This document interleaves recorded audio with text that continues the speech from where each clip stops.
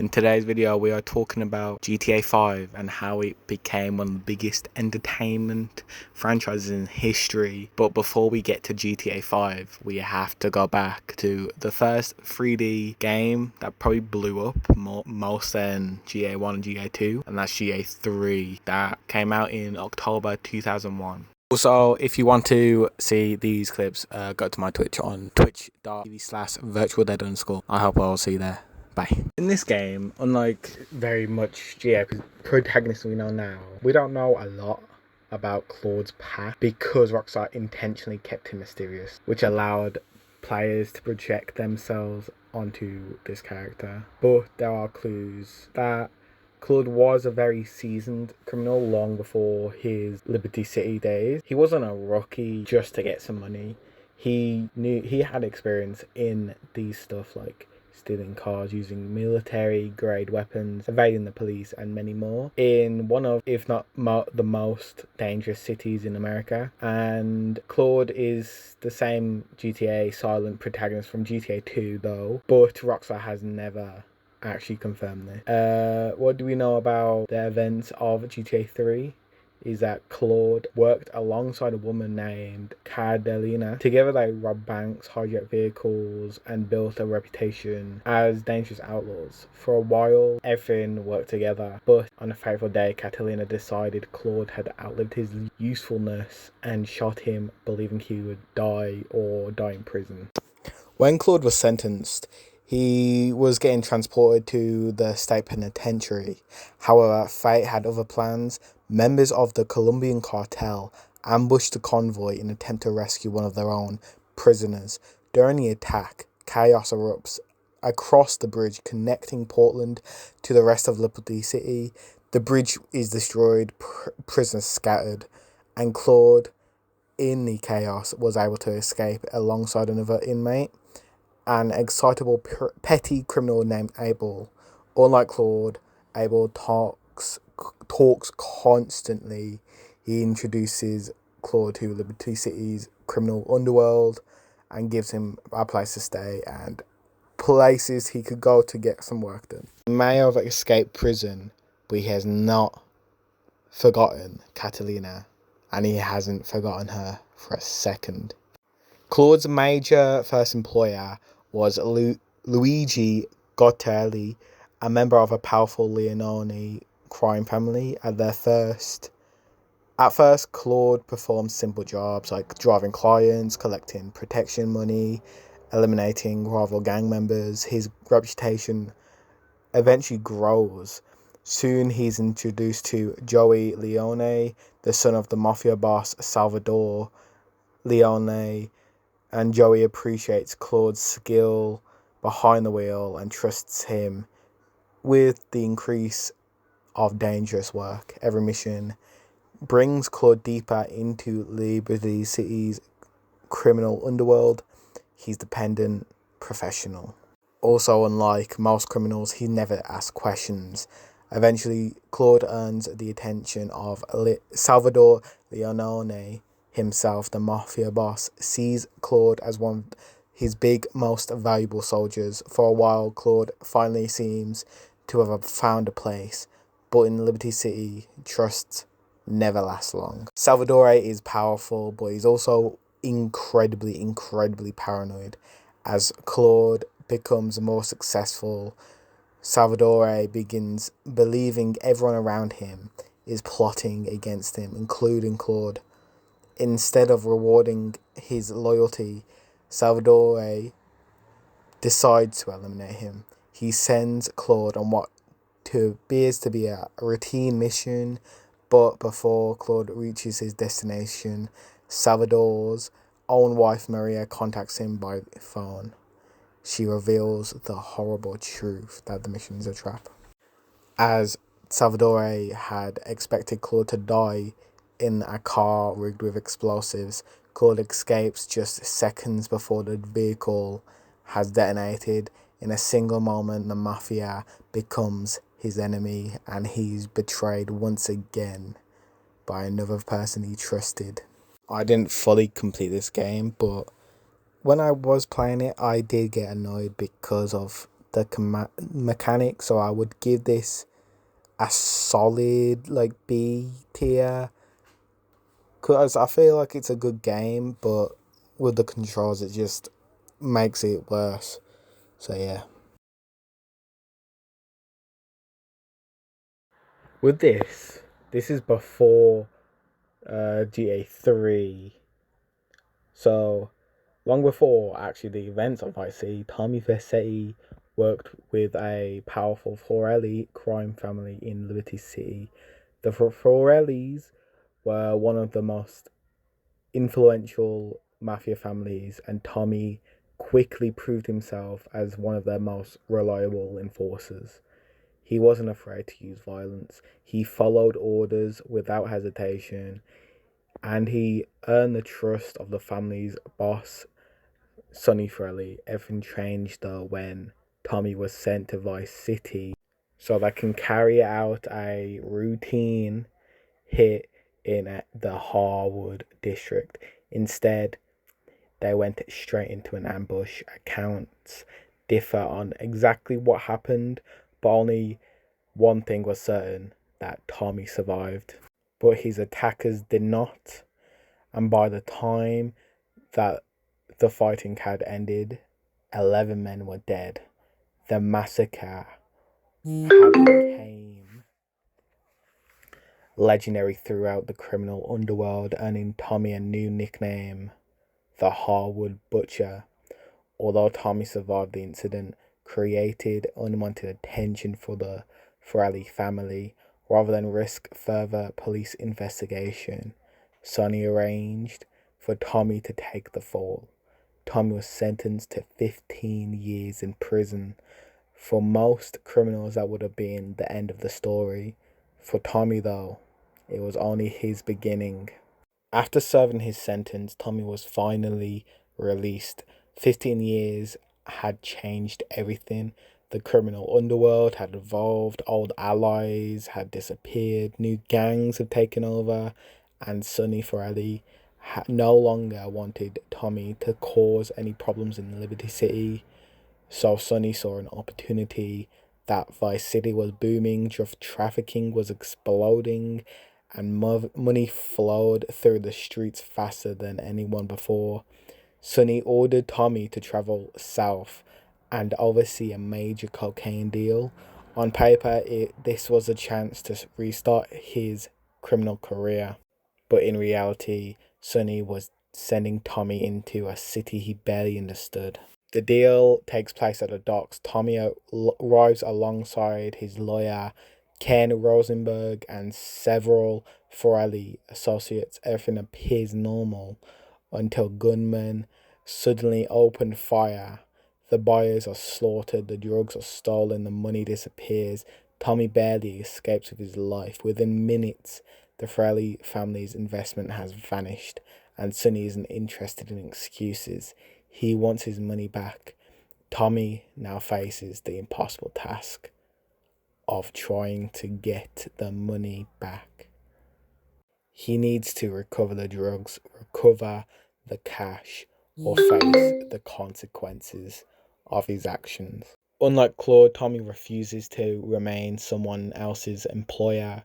As he searches for answers, he begins working with some of Vice City's most influential figures. Ken Rosenberg introduces him to Colonel Juan Cortez, a respected army military officer with powerful connections. Cortez believes the ambush was organized by local drug kingpin Ricardo Diaz. Tommy starts working for Cortez while slowly investigating Diaz's organization. At the time, he meets Lance Vance. Lance had also lost his brother during this failed drug deal and wanted revenge just as badly as Tommy did. Although never fully trusts him, and Tommy never fully trusts Lance, they realize they shared the same enemy. Together they disbanded Diaz's entire empire. As Ricardo Diaz controls almost every major drug operation in Vice City, he's wealthy, paranoid, violent, and he convinces nobody that he can no one can challenge him basically.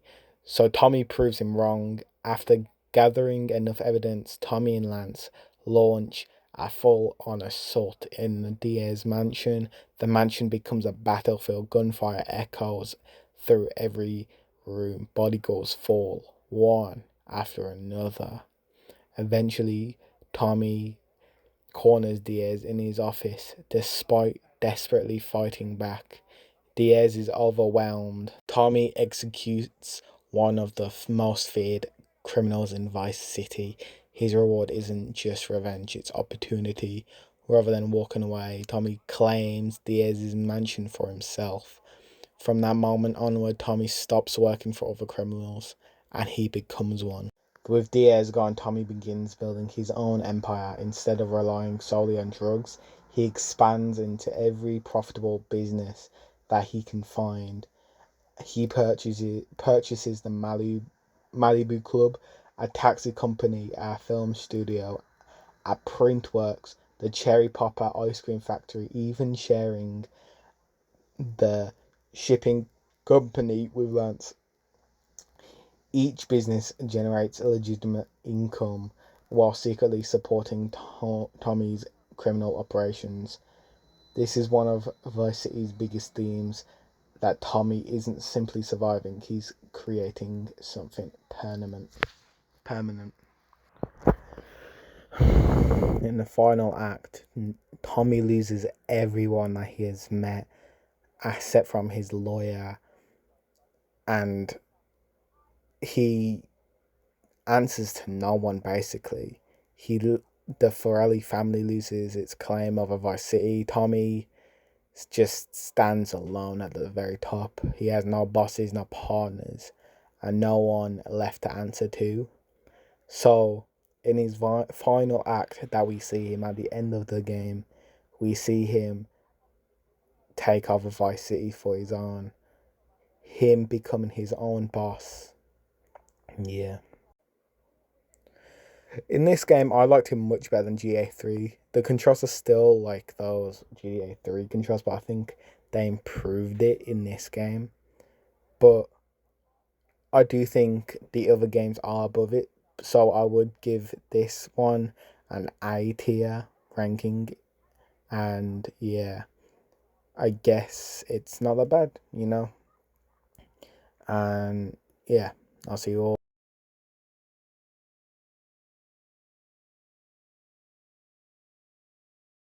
5 years before the events of San Andreas, Carl Johnson left Los Santos. Following the death of his younger brother Brian, CJ blamed himself and fled to Liberty City to escape the pain. His departure created tension within the Johnson family. His older brother Sean Sweet Johnson believed CJ abandoned Grove Street families when they needed him most. Many of his old friends felt exactly the same.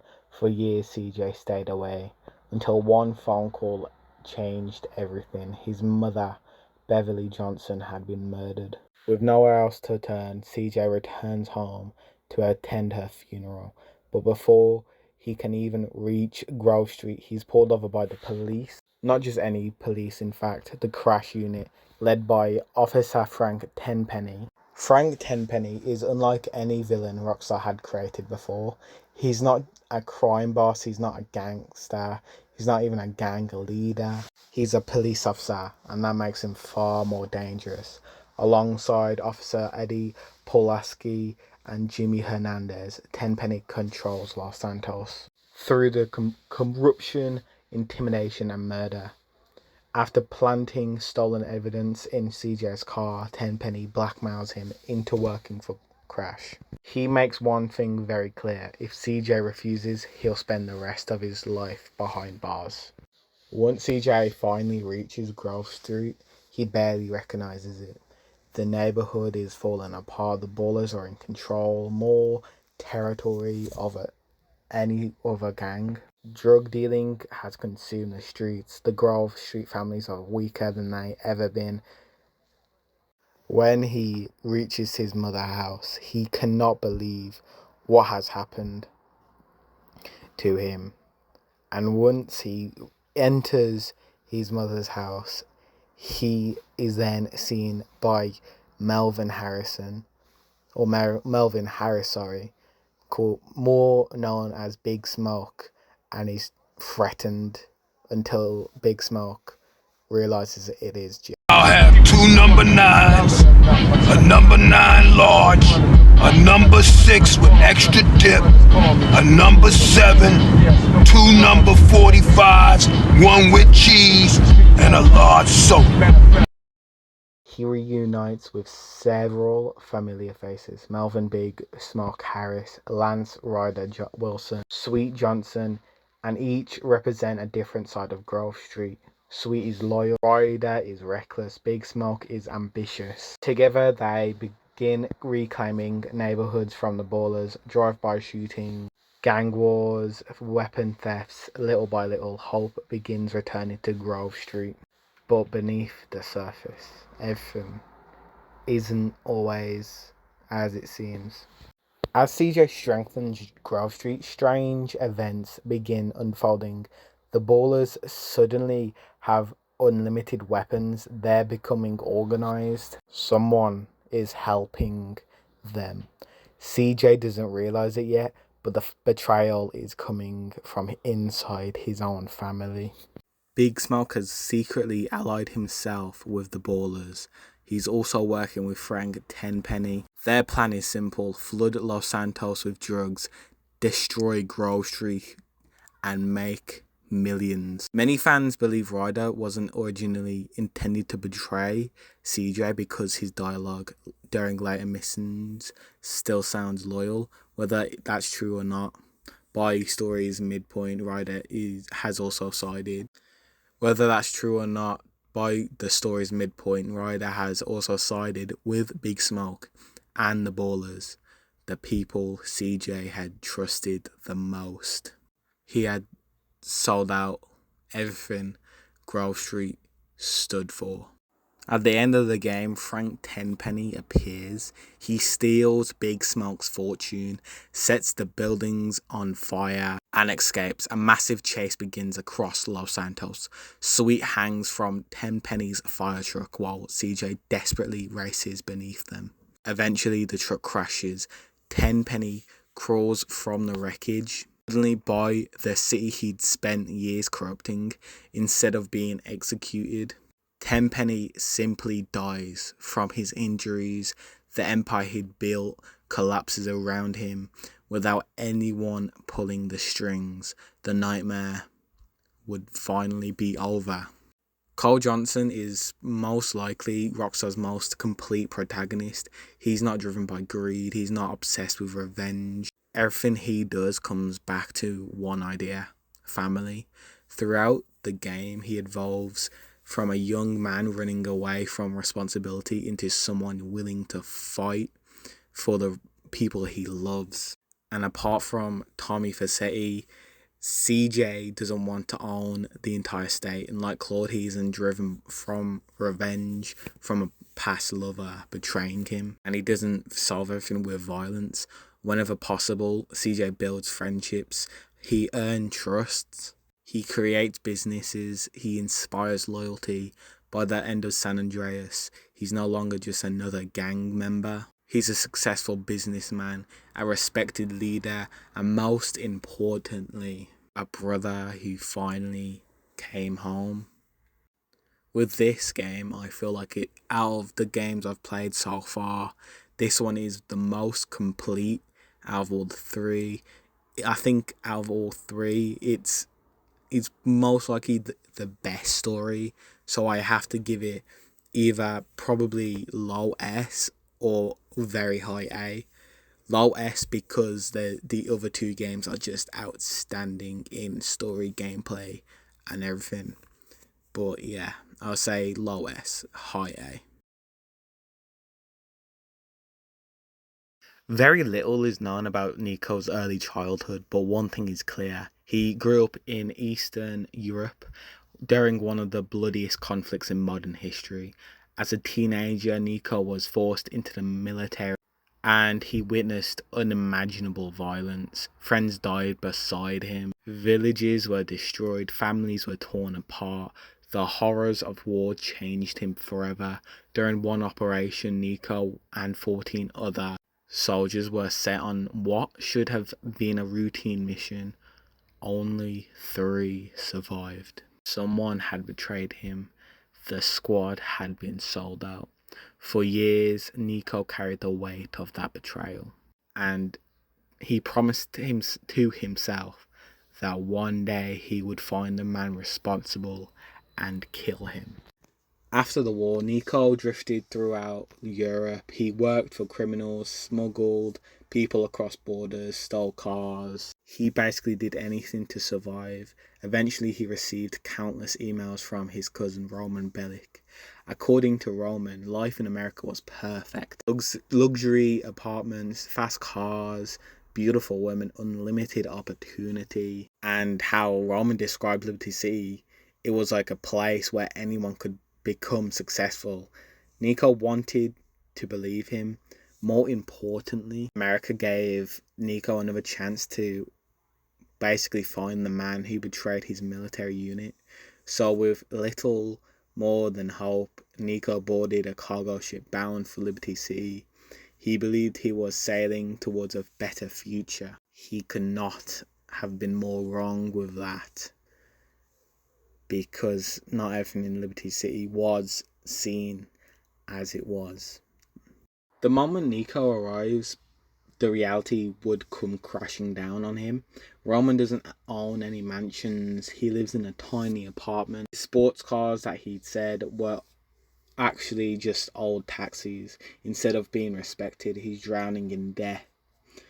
Loan sharks harassed him daily. The Russian gangsters threatened his life. The American dream that Roman promised and big up, basically, had been nothing more than a fantasy, despite this Nico stays. Roman may have lied about the American dream and how America was, but he was still family to Nico. So Nico was determined to help him. So Nico began working at Roman's taxi company while dealing with the criminals who kept terrorizing his cousin. It wasn't long before Liberty City's underworld noticed him. As Nico continues working for different crime families, he never forgets the reason he came to America. Finding the man who betrayed his entire squad. Eventually, government agent U.L. Paper had contacted Nico. In exchange for completing several dangerous operations, the agency agrees to locate the traitor. The investigation finally identifies 2 surviving members of Nico's military unit, Florian Kravik and Darko Breivik.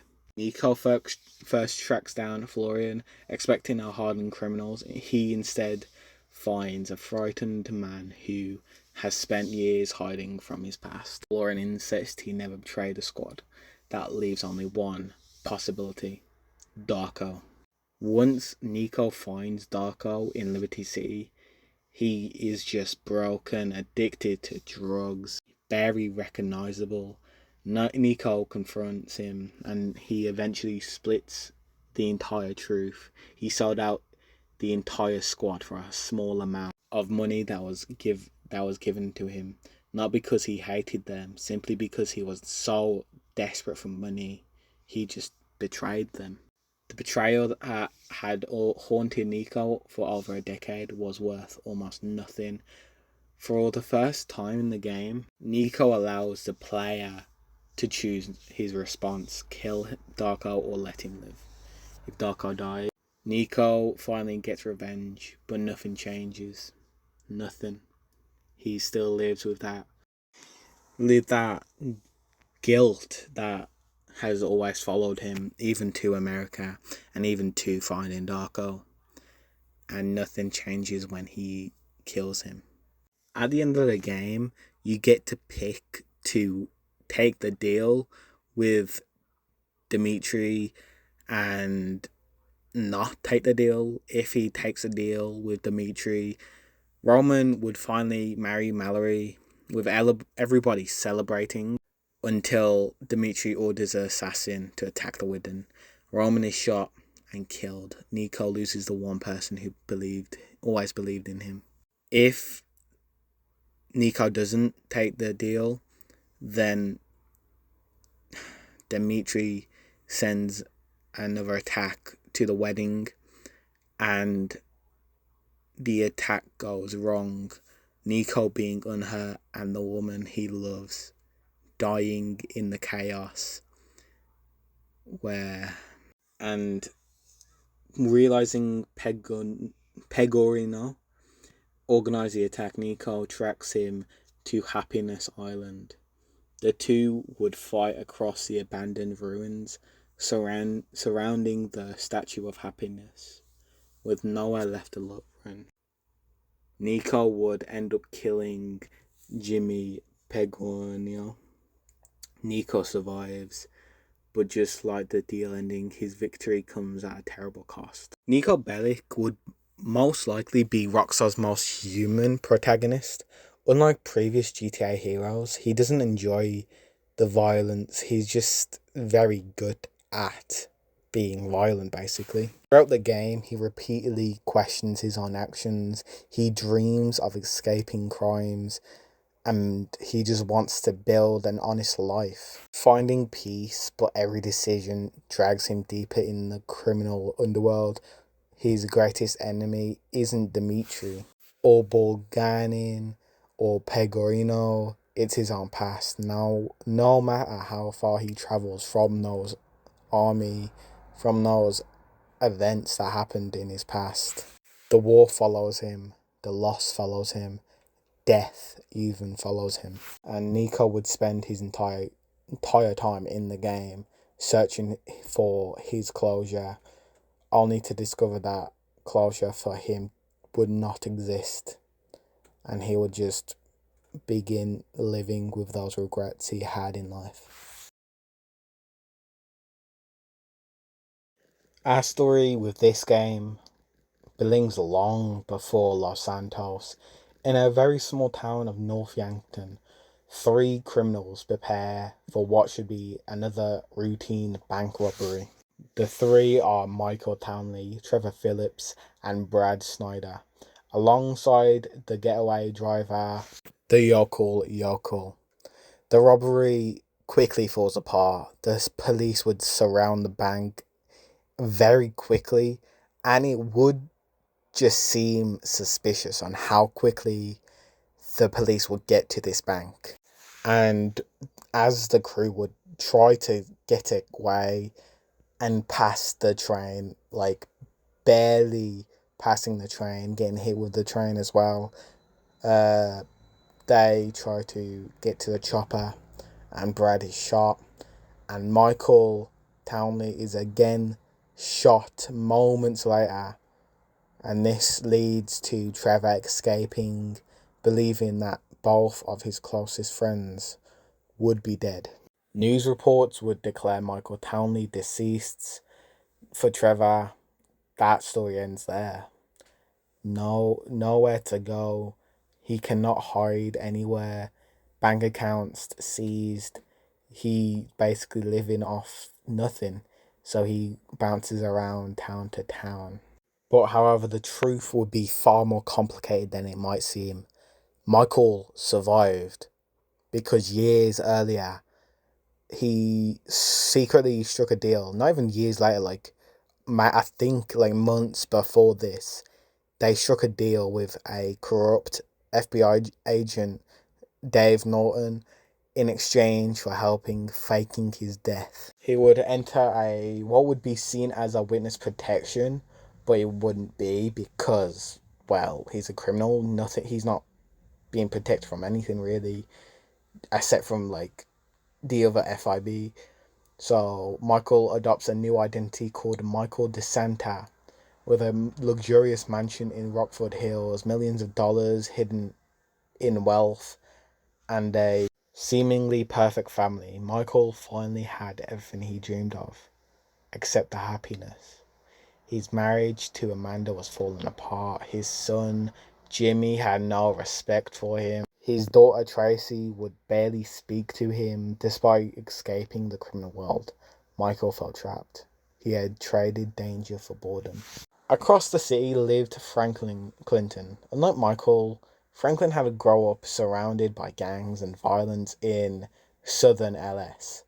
He worked for Simeon Yetarian, a dishonest car salesman who would specialize in repossessing vehicles from customers who couldn't even keep up with their payments because they would be so high. Franklin wanted something more.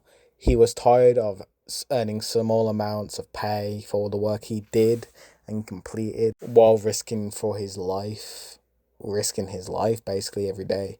He believed he was capable of becoming something more greater. He just needed someone to give him an opportunity. And that opportunity would arrive with complete accident. While going on another repossession for Simeon's car, Franklin would unknowingly break into Michael's home. Michael would hide in the back seat and threaten Franklin and make him drive into Simeon's big window screen. And that would unknowingly make a good friendship out of the two. And with this, Michael would see a potential in Franklin. A younger version of himself would be seen in Franklin. And this would be seen in when Michael would need help from Franklin, helping from his boat being stolen by some thieves because of his son, and basically helping Michael pull down a house because of a tennis coach having relations with Michael's wife in his house.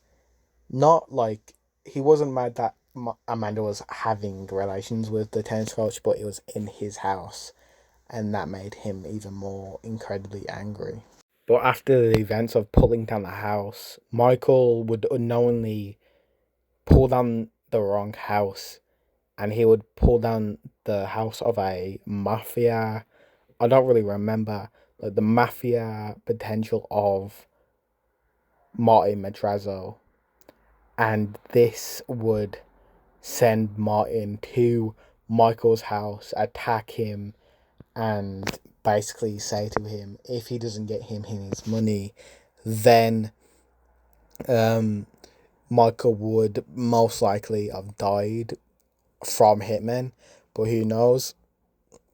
Michael would likely be able to help himself with that, but Michael eventually goes to see his friend Lester, and this would make him go and do a jewelry score, and this would eventually lead to a big downfall because after doing the heist, Michael would eventually get Trevor to recognize him because of the phrase he had said, which is, "You forget 1,000 things every day, and make sure this is one of them." But before they could even do the heist, Michael had to do a little job for Lester just so he could help him, and that was breaking into the Life Invader building and planting a little device on a remote phone that Janos was going to show live on the air, and that would be a big mistake for Jay Norris, as it would eventually explode in his face, killing him instantly. And then Lester would eventually let us do the job of the jewelry store heist. With each job thingy, you could pick out different entry points you could do, like aggressive or smart, except for one being the big job with the juggernauts and going into the Cluck thing factory. But yeah, however, with this one job, you could basically see it being a downfall for Michael and his entire identity that would be destroyed from Trevor, because across the desert Trevor had noticed Michael would still be alive. Trevor Phillips would be very different from any other GTA protagonist before him. He's too unpredictable, too violent, too intelligent even, but most of all he's loyal, and he's completely incapable of controlling his emotions. By this point in the game, he would be living in Sandy Shores and would spend his days running Trevor Phillips Enterprise alongside Ron Javowski. When the news coverage of Michael's robberies appeared on television, Trevor would immediately recognize Michael's signature. Only one man could have survived that robbery: Michael. Realizing his oldest friend would have been alive all these years, Trevor would make basically drive to Los Santos, but he wouldn't be looking for revenge. He would be looking to find out why Michael would be alive and how he would be alive, be resurrected. When Michael and Trevor would finally meet again, the years of buried emotions would come flooding back. Trevor believed Michael had betrayed him. Michael believed disappearing was the only way to protect his family from Trevor. Neither would fully trust the other, yet neither could walk away. Despite everything that happened, the old crew slowly begins working together once more. Michael would bring his experience, Franklin provides the ambition, and Trevor would just deliver absolute chaos. And they would pull off jobs around the country. There's multiple endings in GTA 5, but the main one I would be going over is Death Wish. And this is where Franklin would refuse to kill Michael or Trevor and basically kill all the people that everyone hates in the game, like Devin Weston, Steve, and the Tao Cheng. And this would lead to Devin being thrown off a cliff to his death. With GTA 5, I think it's one of the best ones of the game. I forgot to give a ranking to GTA 4. I'll give that a very comfortable S tier, and GTA 5 would always be my favourite and will always be an S tier for me. And I thank you for watching. Subscribe, and I'll see you all later. Bye.